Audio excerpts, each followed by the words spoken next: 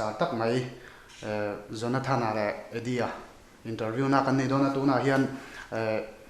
Jonathan kan interview ma sangatin anni ba ka hian in organizer lampang te po hei an mel kan mu thea voina hian an ka somna min ngai poimo saka wangin kal lom khop meya amma sign introduction ka kan nei ma sanga helama hian in achak bera hian mojisa awma ani hi regional director ani a thildanga chuan sulnu tam tak nakina an nei dan te po kan in zo chhotura ngai taila tin abula hian nula chelo mai betsi ani hi government Shangchuan high school a thok me ka tin tuntuma hian in photographer anga un kalani atin helama hian adot le hian in lua chak chuak ani chu soiwa ko ngai om lowe lua chak chuak kan ti ruala style and go ti ron nang thin khani ami ti mel thatu ti la ami zo tong takin adik bero me tin helama hian kabula han palian mai oma ti tang kan thunna te po hi kan kam sang lui dewa yang kan level ve dewa ani hi Jonathan ani kan she ome nula pe chona big takin kan she ome etin ani hi kasoi tak tak main thingtang kangwal le nora te po khanin je takin ron in lana tin ani hian Mr India contest akan top 15 hawa chutiang khopa na sang India rampuma Mizoram tana fe chuwa kani na sang nei thei khani kan chuang khop meya ti ha kan soima sadwa soile soinu inchunga hen kan lom khop meya he janina voina ka somnate ngai poi mani rom kal thea amma saberin hai Mr India contest ni ma khan ti tiang Mizoram khan engtin nge inkal organizer bi ka kita ila engtin nge inform chodan lai bi rakha minan chal salu te jo mojisa Mr India ti khanin he Mr India hianin na nei tu sang sang ka franchise khan te chin ta ni chu ke mani big hi chu man of the world India kanita chuanin kami winner kan man of the world international khanin India represent don ta ni kami tur ta kami Mizoram audition ang khala wa hote u khamin lag ti ta chuan audition te na weng mo ka hanti me tur khani lai khanin lian tham teu le khan hanti ila kan ti ta amo chuan he lua chak chuak te betsi te nen hianin kan han ti chhauta chuan competition ang khai han kan advertisement te kan ti chuaka chuan mi songvel kha kan huta contestant dur kha chuanin mi panga ta chang khan select le ta mo chang kha kan final pui ni chu ani le ta khan betsi kan zo te du cha photographer tu khan ting ting nge namma anon khan ti dai te chong moi lo ni lo sela mi dam tam ta tha pon tam ta ni namma i thalo ti ni lo ta khan ting ting nge i lu chho lai ve la ka nen silok te o sarmoza sahi ama changa insha kan ni chuan tha kan ni boka milo pui thengem atia ta chuanin riru ka siam ve thian ten in na angin ka pui ve ani le experience nei phai min dia ram atin zukal thok media enge la ve o experience chu min pe chan chhozel chu ne kan voi khati na ani tui chou viau tina ne ngo ruwa kan zo le dai ruwa tin nge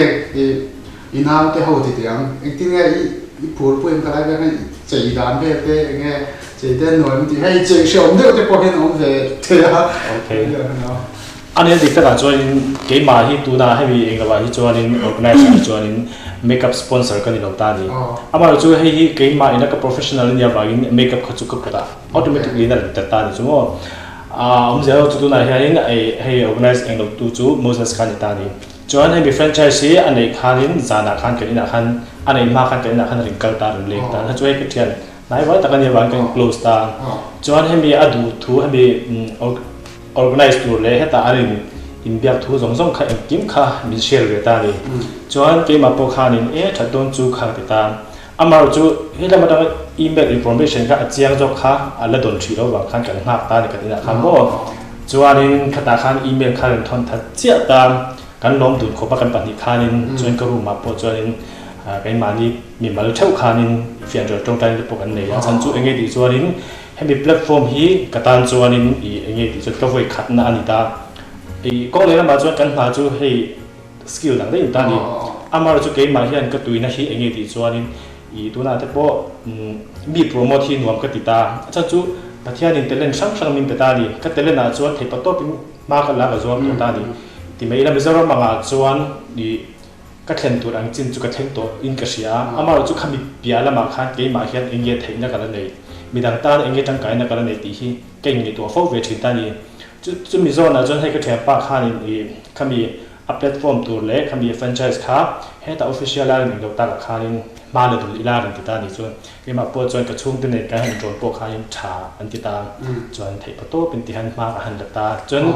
chu ti ro jai kan sei thui ha lo lo ga a chan chu nge ti chuanin I thalai hi tam tak talen nei thasi in thup si hi an tam em wangin a chan chu ke ni chu tu na kan sei ton khanin kan professional lai chu adang dei ta ni amma ro chu khatiang ang kha ke ni ina he ta tira har sat ta kan lo fai ta midang I enge kan tor ang kha I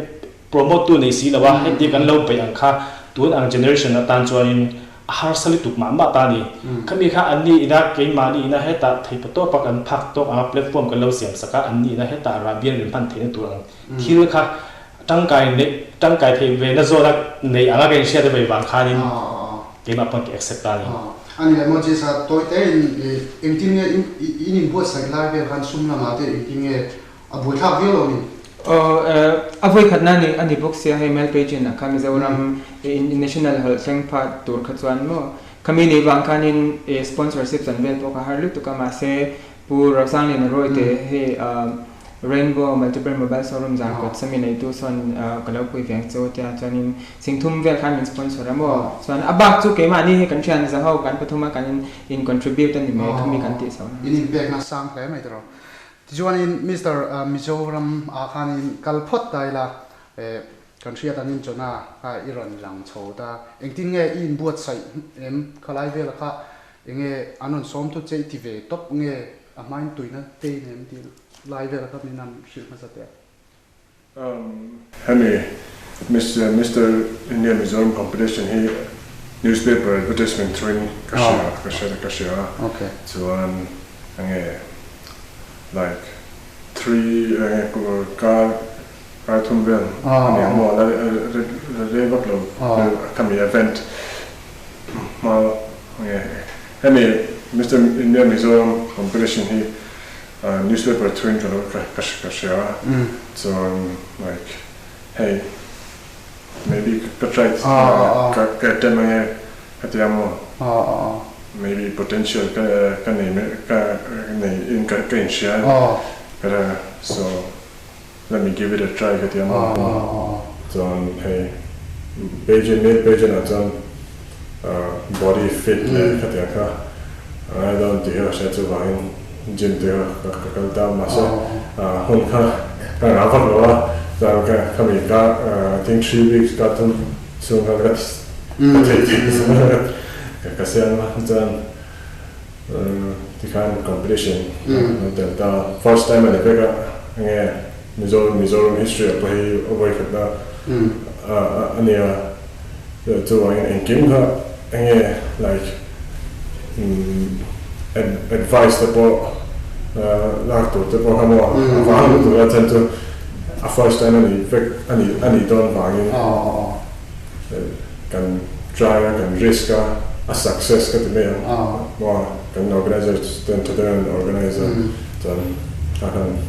alo ang teme ta kanin kan zo beldu jeju mi tam tak mi puiten mi zo mi puiten ti dem an soi se na jeju language ani problem ni har sa na engage chan dilai shelo tam tak te pon thia kan shel te he ke zo pai se ye kan ya mo jan ka fa de te sa pen in the China to claim something can be then he Mizoram in back wagon Mizoram completing the thing low so 2015 and hey Isol approach for that can can see that they can go share there while they're at the program can participate with that man thì thì thế nó này Mizo tông abo nang ma ring chi ma improve financial da ma te ka chuan chu an so an khanin enge thiam nu tuk lo problem anei chu ti kha tam ta ole ai no ba ka khani ta tu na chu in heti copy improvement a ta nang ma pui ngai sam ni ka ri phai chona tin he a hian thiam le zo la ti advice ka pe du cha Mizo kan ni chu Mizo tong ni kan thiam ni ngei tu ni ti lai lo putla da ti kha kan soi du ti chuan in Mizoram tang chu asam to ta ila engtin nge khlai ve la ka in buat sai cho dang ve la ka minam sil le do tu ngai ni tua tang kan chan le la chu sambo san Bangalore to Kanin Roman Kanitamo, the Rakatuan, May 1st at 6 King to Kanita. So I flight ticket to Kakan La organizing Kanin Hekatum Sabita coming and going. Kamika Masi Avenu can listen to the need to Hyderabad. Kantian the Kakan can sell a flight ticket to Kanhan Chalia. Chuan kuta an accommodation to ka or kantum sakpok tamo organizing chuan Hyderabad khan inge khajana avenue kha Amruta Castle kanita chuan ta khanin anzu khenga chuan keima ni hit kan hala ma kan boy se a kholama kan chan chate how khala lo ba pui thengem kan tita airport ala ho khlap in ka tiang kan in lo thengem kan tita chuan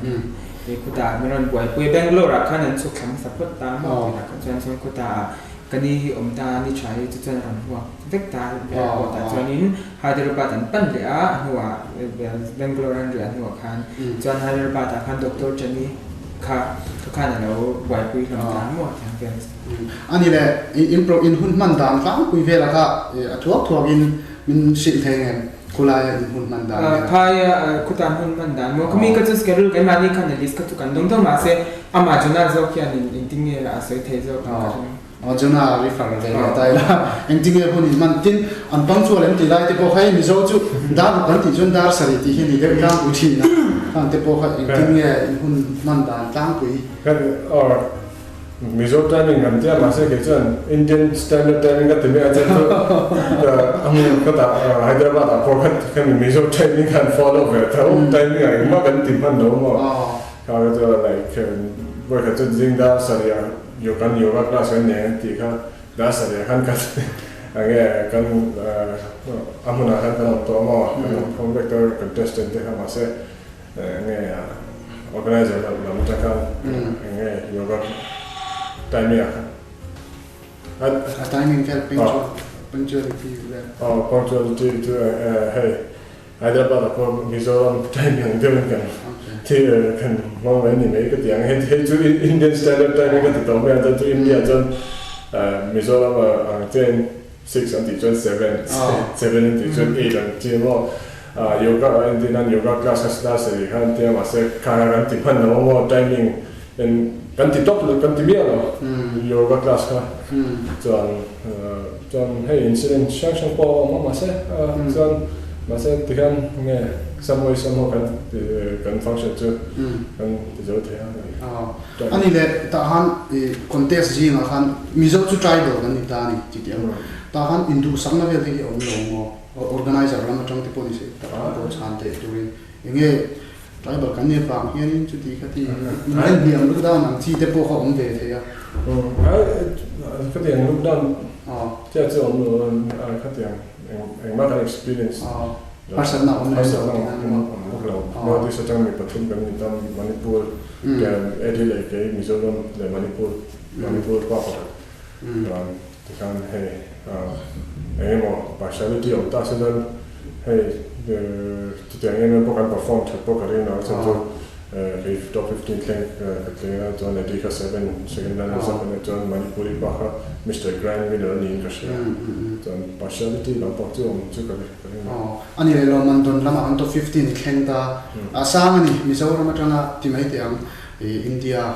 pumpuya so top 15 hani te ka chu asang ve tho khata ni ta khanin enge lo man sang ang chi special na bi rio te po khan na mai ni the ni lo man don tlang ko yang chi subtitle mun pe to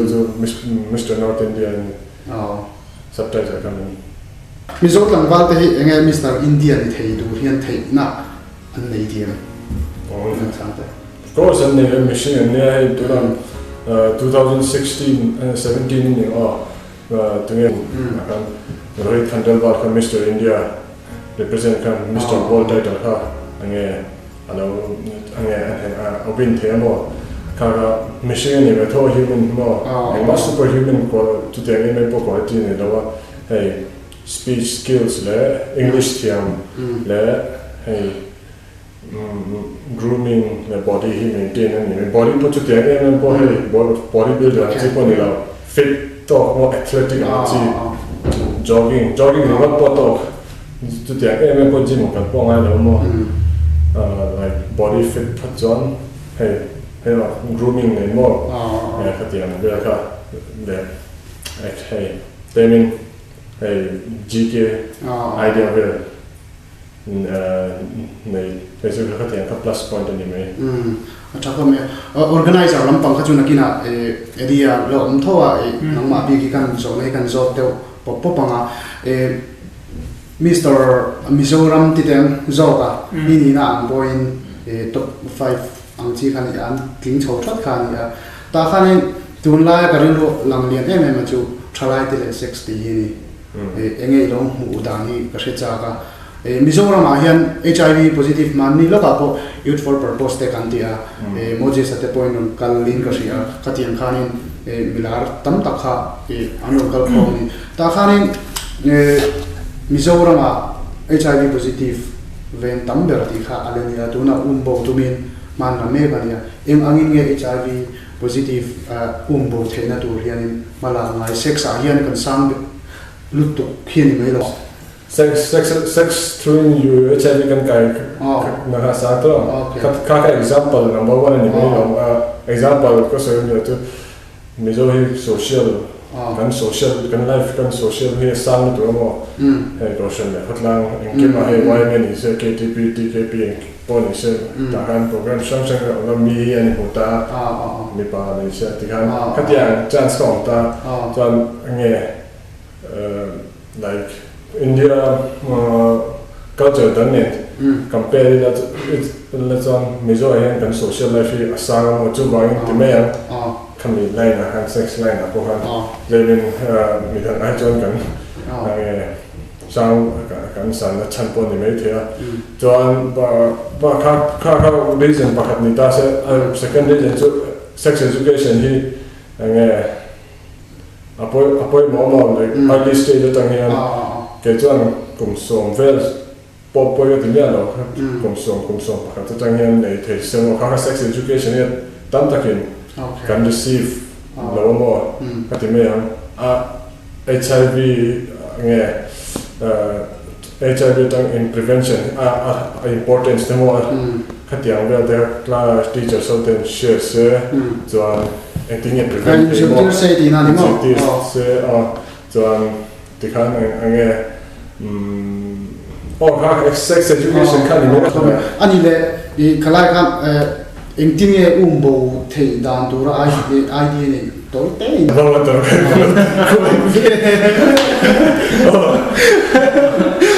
sorry number just sex education kan ni mo ta like cái chăng tiếng hey cái bao giờ cái số này tiếng party animal ang đâu cái gì mà hey bây giờ chú hết tiếng reason sẽ thế party tụi nó chân cái cần giống gì đó thì cái party cái lên cái này mà toàn kami next stage it's my life cái cái gì đó mà kan in control thì cho nó a limit ka cross lo se boy lo vilai ti na ma ni nu ba ka tour something awareness aware ma ni surrounding ka aware tai la mo thakop me ikala kan pot chap le lo hang chenga toy te tak takin politics mu da mu shil da dai ma Mizoram atan kasai me like Congress kan sarkar andre patos Trang din sarkar emine fanno sarkar cha ke chuan like Indian sen tu na emine chuan na chang chia nakina report ka tu kan na shelo no asa congress kam mang meila nge antam na rei to ma sa road kan ni ka kong bel te mo ka number 1 ni ta Mizoram ma ka ile no oi dinami tu na mo tlen tu he na tu an cha cha ni ka cha de ati ra to la prohibition an ti la ka ngai to prohibition ti chen phut ke ko sia ma tu revenue ni thon te ka ngai to mo ma se nge ti kan idea jon ne ga ma se hey tu la nge election be hun lai be te kan ma se MNF to BJP ne kan NEDA part of NEDA ni vain mo kha te ka state tamdo hey state te ra te kan ya ma se politics is sang to mo like ka so se no ke he to show ka so no ka tweet English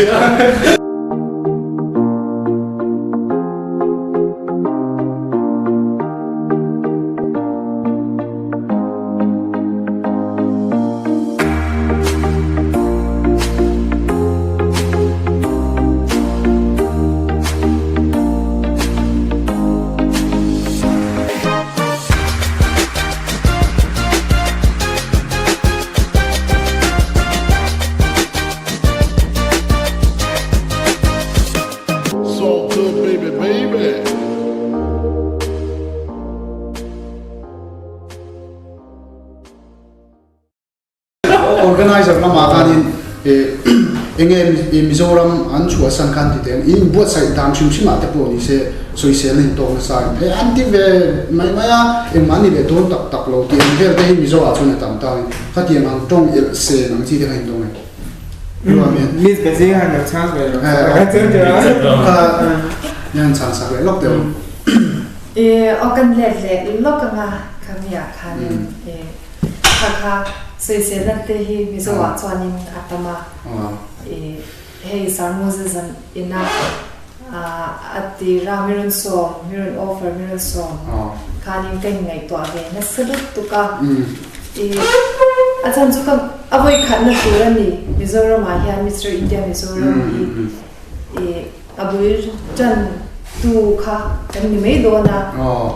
kalau yes chuan sum le pai la box si lo thala turin minti bokta kan ngai to khan photographers tan chuan camera click khat po hi oi om ta ni khang zong zong ka ngai to khan in shutter count ti le to kha tang zong zong ka ngai to khan in lok na eng ma om lo man eng ma om lo om don lo mo ka an lo soi to khan ka chan ten sum le pai eng ma om lo wa pul chen tak tak kan ni an ti kha khatyang kha ani don si le he Mr India Mizoram hianin kalowin sorry enge an setting kha kalowin ta lu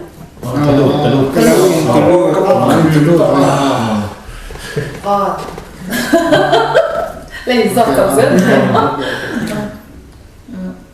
enge ka se kha kalau in tulu chuan nakina alo hlotling le lo ta se he hlo hi ming chiat na anyanga soisel na anyanga chaten min fia manga aza thak don mangi tiri ru kha atir chuanin kaneyani kan ngai to boy na salut tuka amara chu katung jai boka kachung te karon boka chan tha te na he te ngam so taxi a chuan ti in kong le lama tiang hen kam like to ta de ni lok na ringot sum le pa ringot lok na ringot lo man ringot kha lot lit na ani chuang lo ti kha ani sum le pa lo wa tiang hat chan te pui an nga ya kan lo pui thei kha pathianin kan nei lo zia engma kan nei lo zia asia lot lin na chu min la pe mang ti offer chu ka yasta chuanin nejine izo na kha ni social na hi chu a om ve neu he social media te poni se tiang an thalak te ka hanta Mr India Mizoram ti om zia shadow te poi ania he ti Mr Mizoram anti lo ti amte India ti tel te direct ka heta Mr Mizoram kan thang lo Mr Mizoram kan thang lo direct finalist anti theinan audition engma ngai lawa direct finalist anti thei awang khan Mr India Mizoram title khan anita chu comment na ate po khanin he ano soi se na sa mea amaro chu comment hi chu enga ma ngai lo ila amaro chu ke mani minti changtu alo sorry sa to ta din Mizoram chuan kan thena sa chu che a i che da nang ji te thi talent a thai em ta Mizoram pa shima hian organizer in ang point Mizoram pa te hian theina an nei to gi tiam tin Mizoram pa te angin nge in mu ti he tiam modeling line po ni se ani star line ya na khan angin nge long pu tu la thang thơ chu an that tok khat to ve wa thil engkim hi awol to hai ban phak me ai thil hi engkim hi to ta so hai tu na internet ate YouTube ate Instagram ate ta hai he tiang po hian in chala te min film em ta chu ti rual chuanin I tu na Mizoram pa thalai tam tak hei film boxi pride boxi mo hei tu na phei chon sa ni hun la an vel te kha chon hei pian mo ma maintain lo I ni top ang chi le ma hei le pa nei saringa khatianga chalak tak te kha an tam ta ni ma se tu na nga chuan thalai te ho hian enge tiang enge ka telen hemi ka ti zol he enge ka ma pa ti hi an mania hianin I routine hi an siam thiam toin ka sia cha chuan ma kha chuanin nu le paten hemi ti ro an te bulan tan saka chu po chon ti thapai lo he la man lo peng le la man peng ti le la man lo peng le piang ver an kha khan ya khan kwal chin ta amaro chu tu na so yan khanin kan thalai te ro te ho hianin chan san nei thato ma entina nu le pat pon support thato ta ni mo hei thil hei platform cha sang ve to ta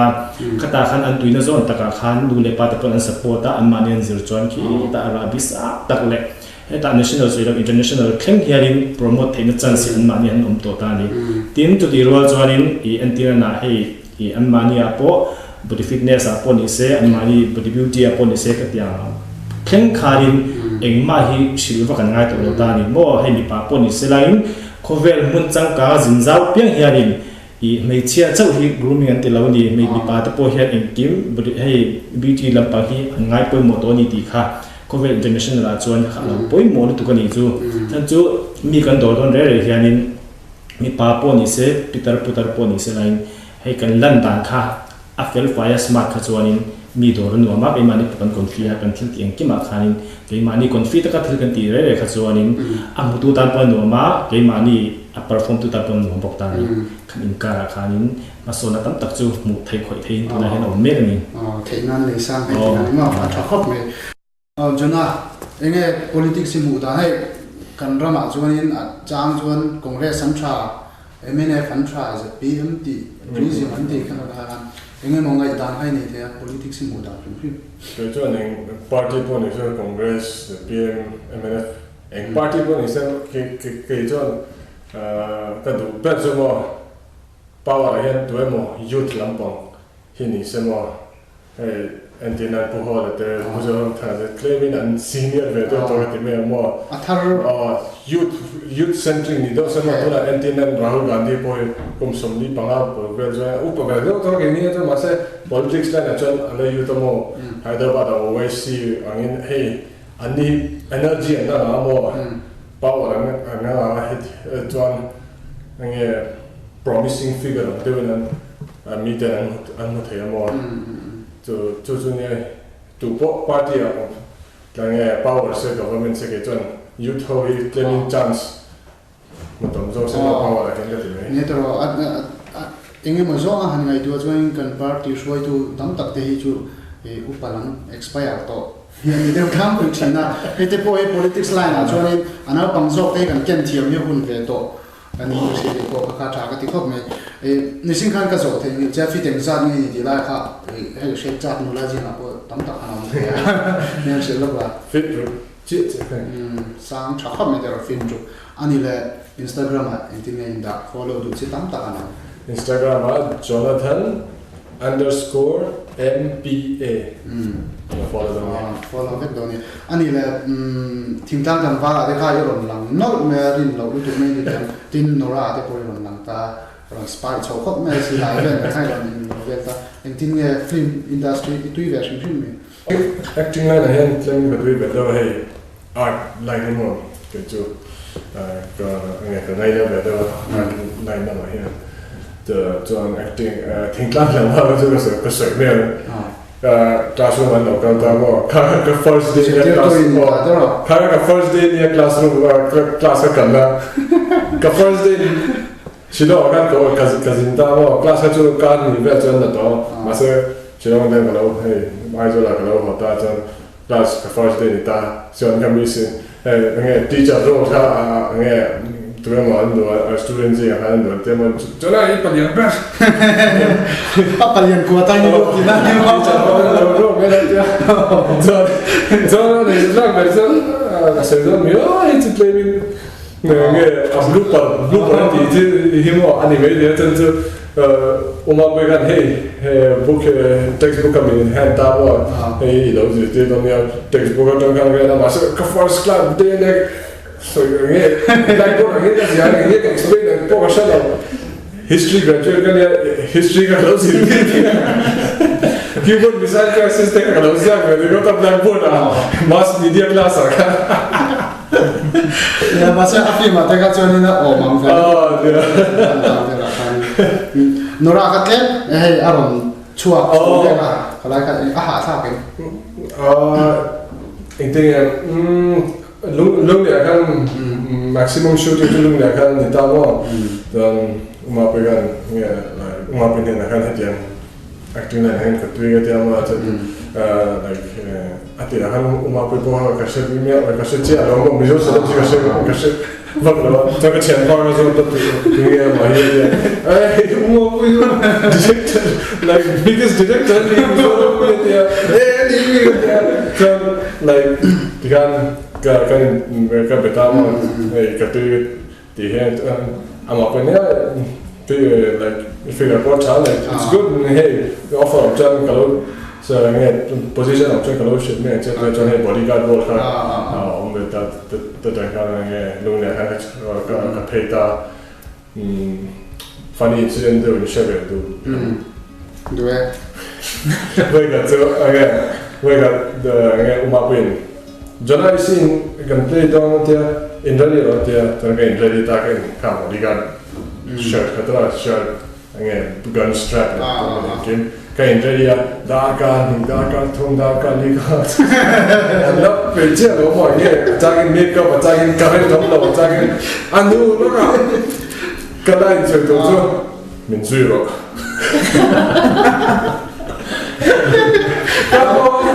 kamo kima ka sai ba ni atan zu ma pe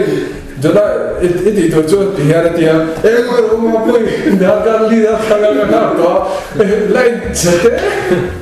这个谁人个的？把打中间的水涨了你吗？对。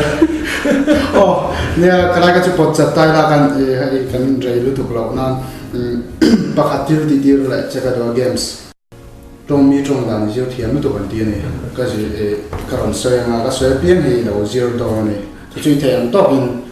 0到呢。食掉没感觉啊，我。哦。Arnold, no. Arnold. What are you doing? Everybody, what are you doing? Get to the chopper! 잠깐 audience obsession good bit no one program ni like over lowa ti mai te an hai an den lo na ti am ko ngan ni le Amitabh to claim base. रिश्ते में तुम तुम्हारे बाप लगते हैं अरे हमारा खेलते कौन बनेगा करोड़पति दुदी अच्छा गप में Obama Obama. Okay. Well, the people of America, the people of America will never, ever negotiate with terrorism. Donald Trump. Oh, Donald Trump just try it on me,